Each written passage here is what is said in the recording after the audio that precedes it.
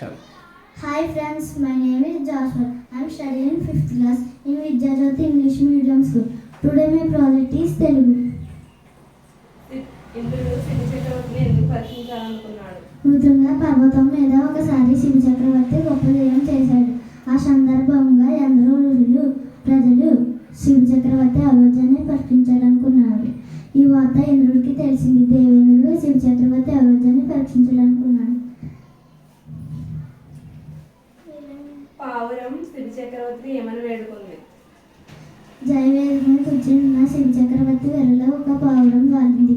అది మనిషి గొంతుతో, మహారాజా రక్షించు, నన్ను ఒక డేగ తరుముతుంది, నన్ను చంపి తినాలని చూస్తుంది, దాని బారి నుండి నన్ను కాపాడు, నాకు ప్రాణభిక్ష పెట్టని వేడుకుంది. సభలోని వారందరూ ఆశ్చర్యపోవడానికి గల కారణం ఏమిటి? డేగ మనిషిలాగా, మహారాజా ఈ పావురం నా ఆహారం, దానిని నాకు వదిలిపెట్టండి అని పలికింది.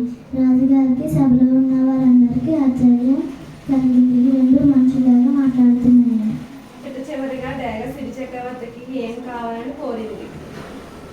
డేగ మాటలకు సభలోని వారందరికీ ఆశ్చర్యం కలిగింది. అప్పుడు శివుడు, నువ్వు ధర్మాలు తెలిసిన దానిలాగా ఉన్నావు. పావురం కాకుండా నేను వేరే ఆహారాన్ని కోరుకో, నేను నీకు ఇస్తాను అని అంటాడు. దానికి డేగ, ఓ రాజా, నీ శరీరంలో పావురం అంత మాంసాన్ని నాకు ఇవ్వండి అని వేడుకుంది.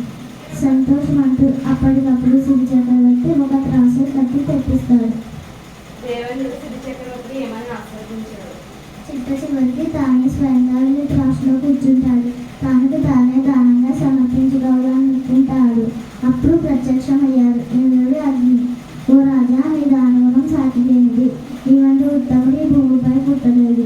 నీ ఆరోగ్యాన్ని పరీక్షించడానికి నేను డేగ పావురంగా వచ్చాను. నీ కీర్తి చిరస్థాయిగా వర్ధిల్లుతుందని